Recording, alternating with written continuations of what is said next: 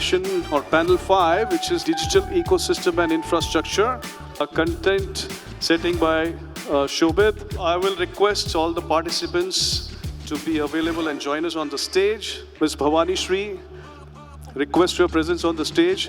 Ms. Bhavani Shri, Deputy Development Commissioner, Ministry of Commerce and Industry for VSEZ, Government of India. Ma'am, thank you for being part of this panel. I'll also request Mr. Subbaraman Sankaraman, Senior Vice President and Head of Pre-Sales for Control S. Guys and girls and everyone, please, let's have some round of applause here. Last session I know, but let's show some energies, please.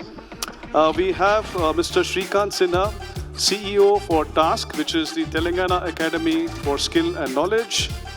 And we also have, I will request Bala, if you can come on the stage.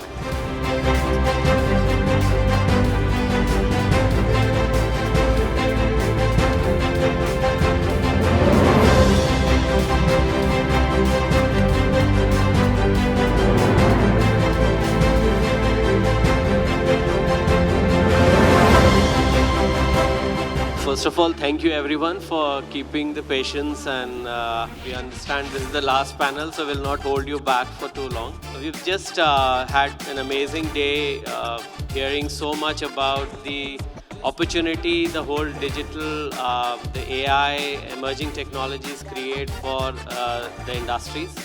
And I think this panel, it's all about what are those building blocks which are required to actually enable setting up of this ecosystem. I mean, we as consultants love creating frameworks. The framework that I have in my mind is RIDE, R-I-D-E. R stands for creating those robust infrastructure elements, both hard and soft. So be it having a T-Hub or a T-Works, or having the right kind of connectivity to enable the emerging technologies to work.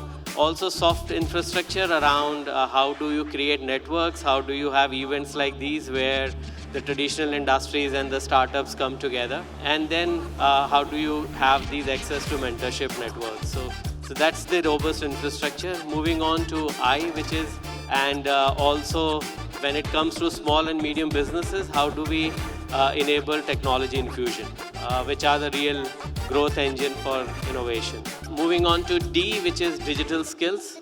So how we have the right kind of skill sets available to actually empower and also really drive this growth of emerging technology infusion and digital.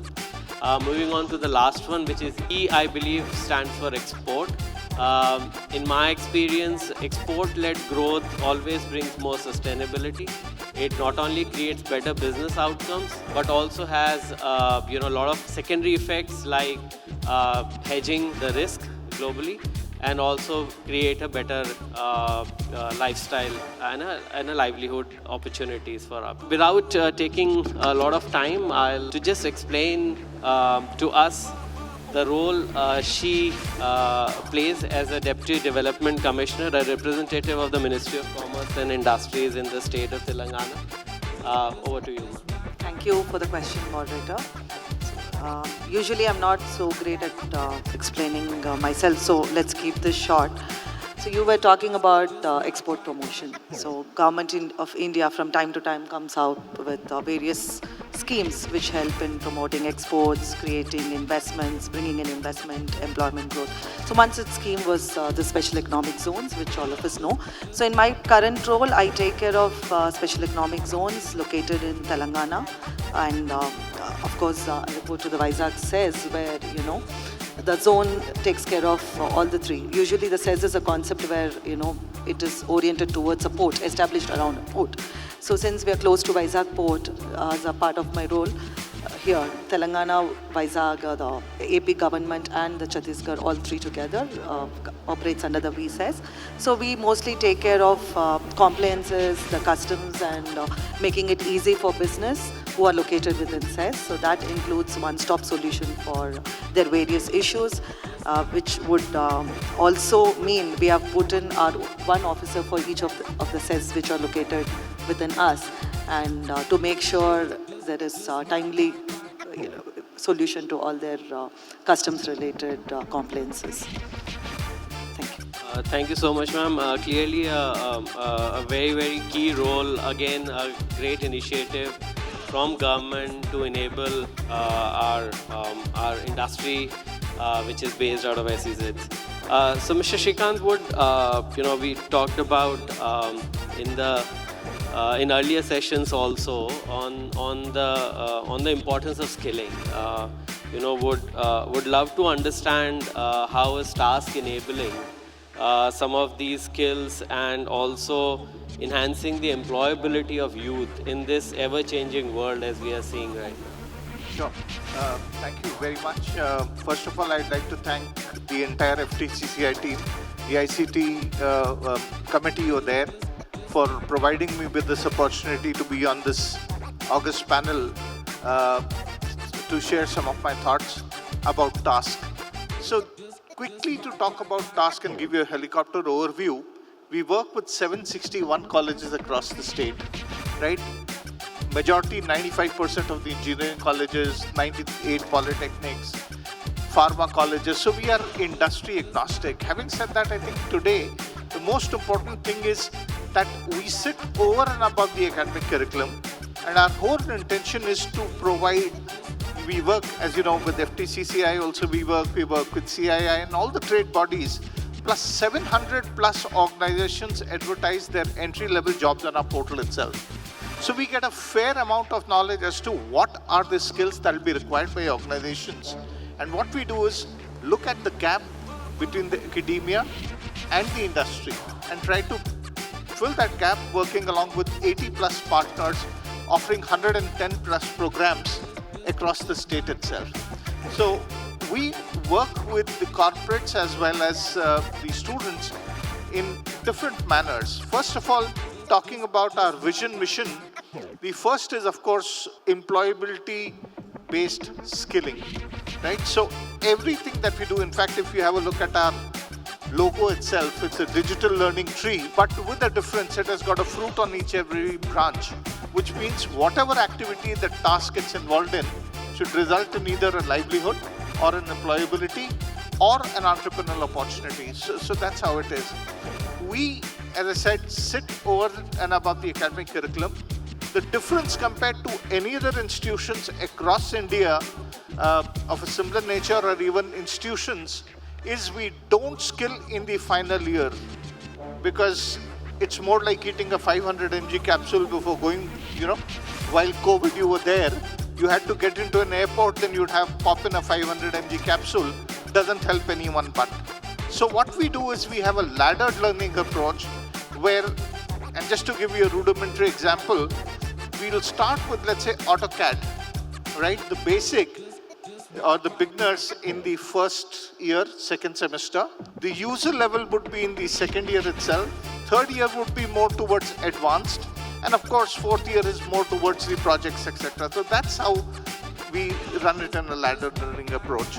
Second model that we work with organizations and everyone else is in running a finishing school where any one particular industry vertical is what we target, and then we run programs based on the needs of that industry target. For example, let's say cyber forensics, right?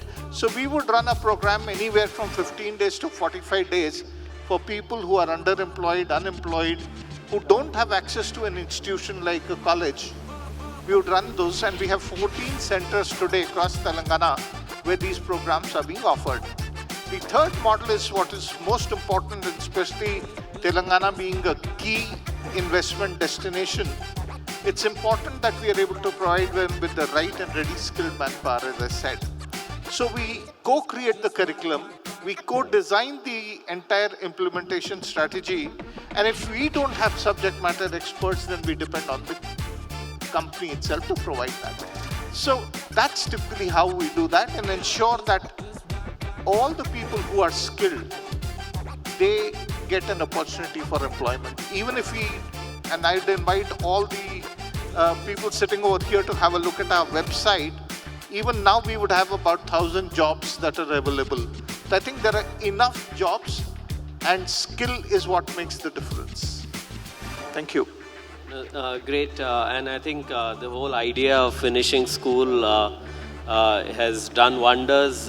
We know how even in the traditional industries, the core manufacturing, some of the leading countries got a lot of advantage by having such an arrangement in their vocational training space. So I think great work being done by TAS.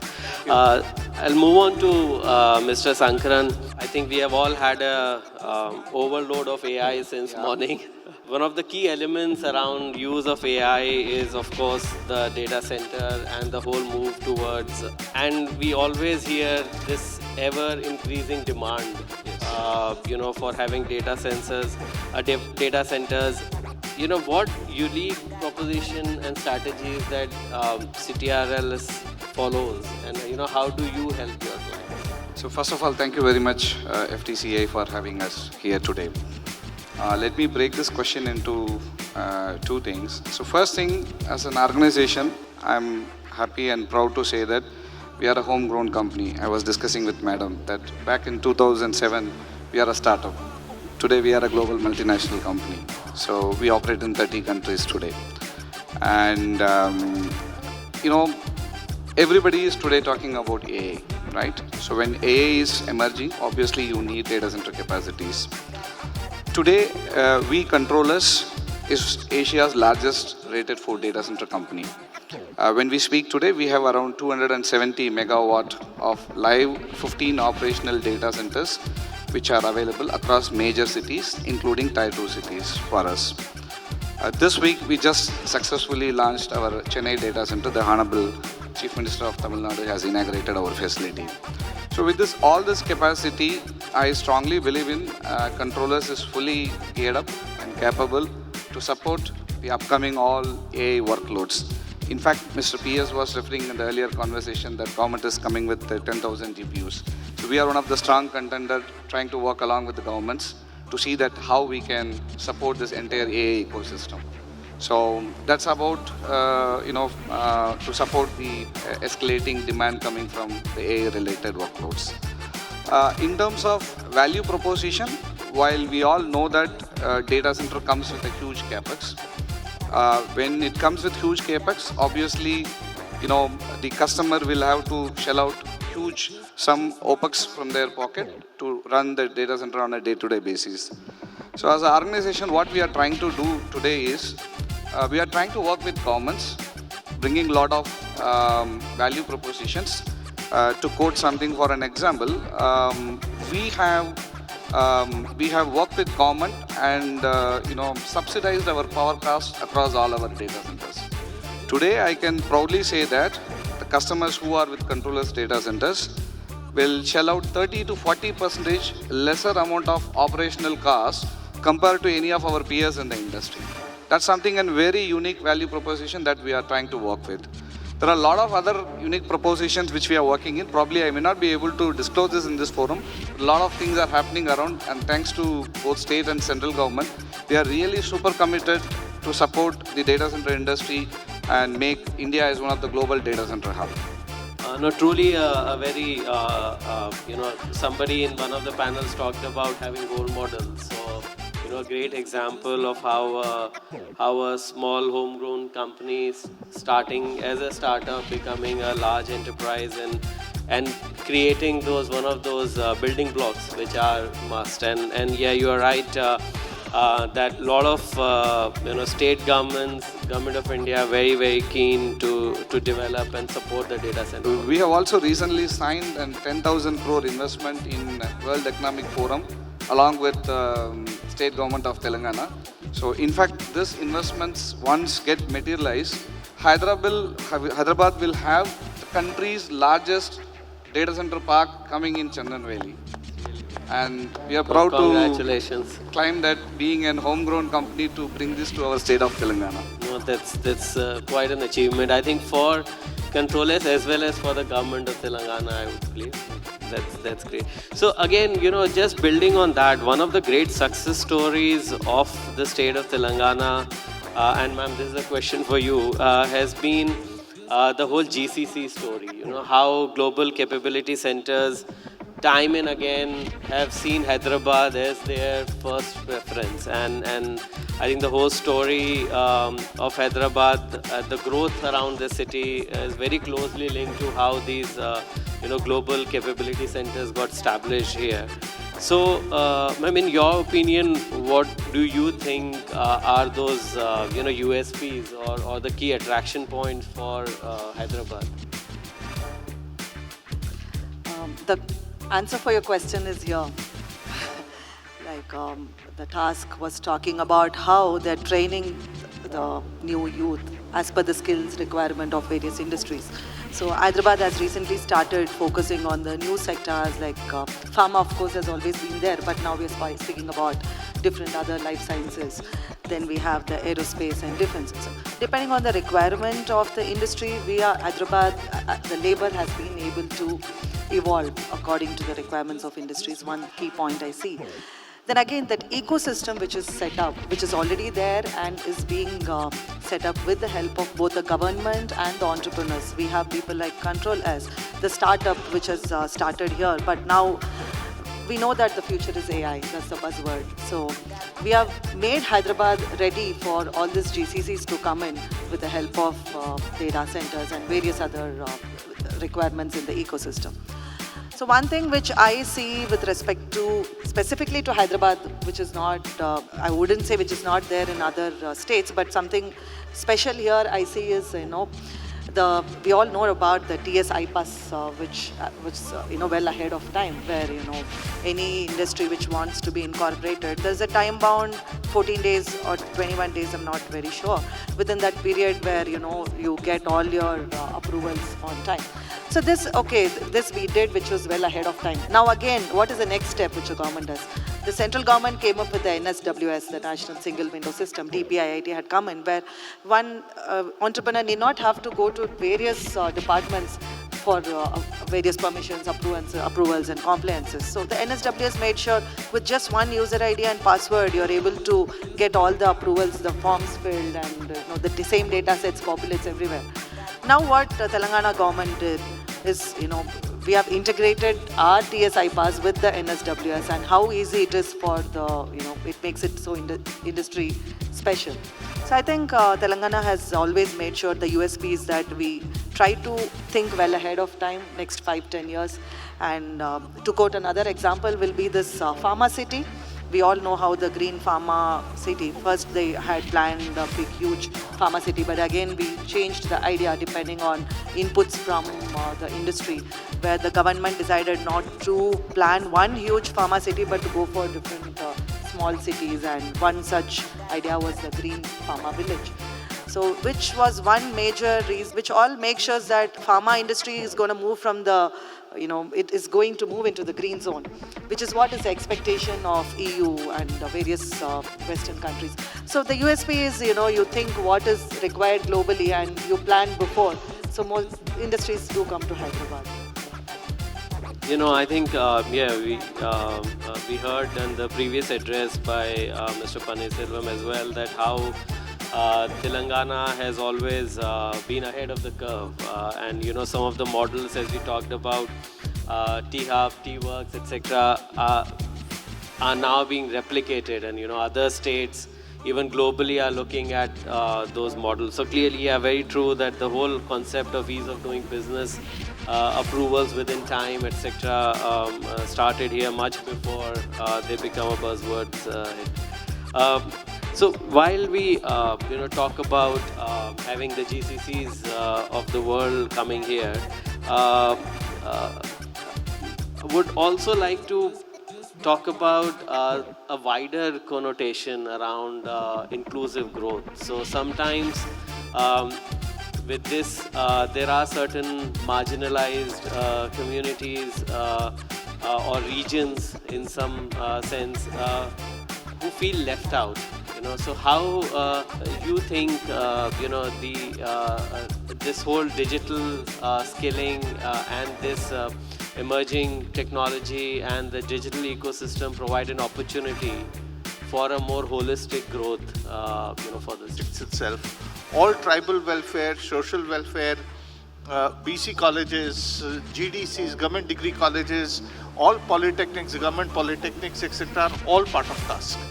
So what our aim is to ensure that we are able to democratize education, democratize skilling, and of course also democratize entrepreneurship. So we run a program called I4TY, which last year got the Scotch Gold Award for the best online model on entrepreneurship and innovation development. So 20,584 students were impacted, not students, sorry, youth were impacted, because anywhere, anyone in the age group of 18 to 35 can sign up for this virtual program, which is a storytelling model. It's an experiential learning model. There is no theory in it. And the best part is, as you said, the marginalized communities or the communities which are not able to speak English, this was run in a bilingual manner also. So you had Telugu also and English also. And being a storytelling model, we actually exposed them to multiple kind of people. A startup of national importance, a startup which is just coming up now, and they shared their own journeys and stories with them. So that's typically how most of our program runs. I have got a team of about 45 faculty members who actually go down to all these colleges across Telangana for conducting training programs and ensuring that these people are skilled enough to become part of the industry itself. So our main aim is providing the skilling where they require it. The innovation program I4TY runs with the punchline, which is Samajika Vishkandalu Sarlamaina Jivitanki, social innovation for simplifying lives. And our main aim is, of course, the Telangana ecosystem that PS also spoke about, and everyone has been speaking since morning. And there are 70 plus incubators over here. So our main aim is not looking at Sunicons, Unicorns, Decacons, but I think the need for the communities and things that you spoke about is, how do you ensure that you have solopreneurs and micropreneurs? And our focus in this program is essentially that itself. Coming to the point of, what you asked about AI over there also, and the emerging technologies, I think I would like to change the definition of AI, right? Having taught AI way back in 92, 93, being a dinosaur. So, it's those days also we used to capture the knowledge of an expert. And we used to capture two knowledges. One was explicit knowledge, second one was tacit knowledge. And as our friend in the morning over there said that, we used to write programs in Lisp and Prolog, and we had expert system shells in which we used to put it, and there was just fuzzy logic that had come by that time, and heuristics were there. So we used to have forward engineering, reverse engineering to come with an inference. Now, talk about that time, and 40 years forward, 30 years forward, you have this new computational models thanks to development of technology.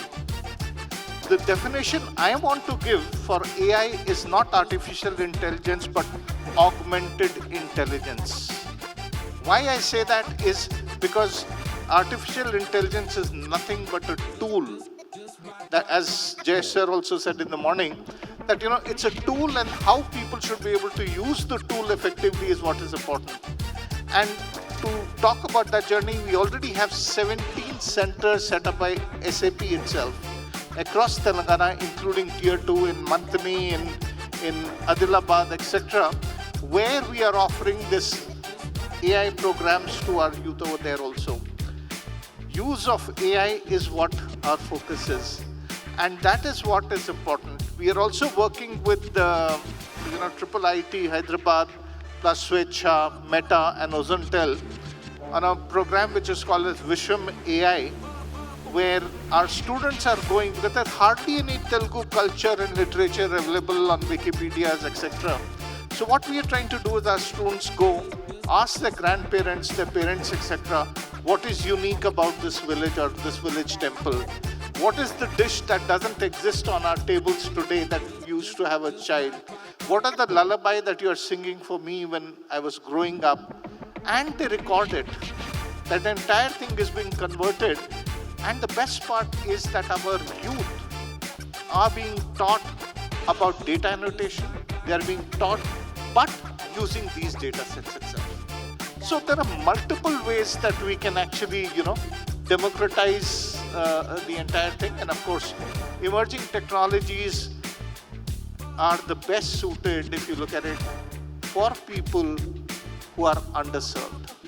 And if a technology doesn't help the underserved, then I don't think it's a technology worth mentioning. Great, I think a great point there. The whole purpose of having a technology-led growth has to mean something for the communities. So I'll just shift gear a little bit, and Mr. Sankraman, I think the one, of course, we talked about the inclusive growth. The other important aspect which is impacting all of us is around sustainability. Yeah. And often a lot of questions and red flags get raised whenever there's any discussion on the computing power that typical AI models and LLMs are using, and how sustainable and the impact they have on the environment. So from controller's perspective, would love to hear from you, what are some of the innovations that you are doing to build more greener data centers? Right. See, while we all know that technologies create some kind of disruption, it also comes with its own, impacts also. While we all discuss about AI, today we are really amazed to see a normal enterprise customer's workload starts with, we talk everything in power because it is directly linked with sustainability. Some 6 kilowatt, 10 kilowatt, which is very, very minimal. If I have to put it in layman language, even the 10 kilowatt power can feed at least 20 to 30 houses. That's how we discuss. Today with this AI workloads, we are discussing about 130, 150 kilowatt per rack, which is, I would have to say, a colony which can be fed by using this power. So sustainability is going to be one of the key behind this complete AI-related workloads.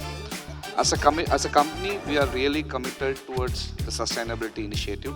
I was discussing with Madam while we were chatting.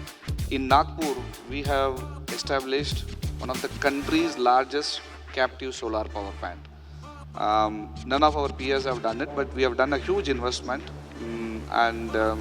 This is a 150 megawatt of a solar plant. And this is going to backfeed my data center, which is in Mumbai. We have a large data center campus in Mumbai. Similarly, what we are trying to do is, there are small data centers across various other metros and cities. So we can't put a large captive solar plant there because it comes with a huge investment and we really don't need this. So in those cases, what we are really trying to do is, we are trying to get into an power purchase agreement. Basically, we are buying power from the green energy producer. Thereby, we are limiting or reducing our overall carbon footprint. So these are some of the key initiatives that we are trying to do around the sustainability to make sure that, we keep our Mother Earth also, cool. In terms of innovation, in addition to the standard, whatever the sustainability initiative, we have a separate team within the organization. We call this as a solar team, a renewable energy team. We are coming with a lot of innovation around. For that matter, if I have to tell you, the recent Chennai data center that we launched, I was referring about in my earlier conversation, we have built a complete solar facade. Generally, we all see buildings will have a glass facade for the aesthetic. But in this case, what we did is, we have embedded a solar panel in the facade. This is first of ever kind of anybody has done here in the country. We have earlier installed this in our Mumbai facility. We have extended the same feature in Chennai also. So if I have to put it, this solar panel will create almost close to 2.5 lakhs kilowatt hour of power on a day-to-day basis to support, our data center. While the volume is very less, but still it is a small initiative or innovation that we are trying to do to keep our sustainability goal rolling. Thanks a lot. I think clearly need of the hour. Also talking about hour, I think we have been given enough indications that we have to stop talking now. but would just like to conclude by saying that I think Telangana as a state is already ahead of the curve. Clearly, a lot of those core requirements are well in place, and clearly a great opportunity for startups, big manufacturing industries to build on their digital strategy and get on to growing further. So thank you so much to my fellow esteemed panelists and also to FTCCI to give us an opportunity to share our views. Thanks a lot. Thanks for all the lovely panelists as well. Can I request Bala to come in, please?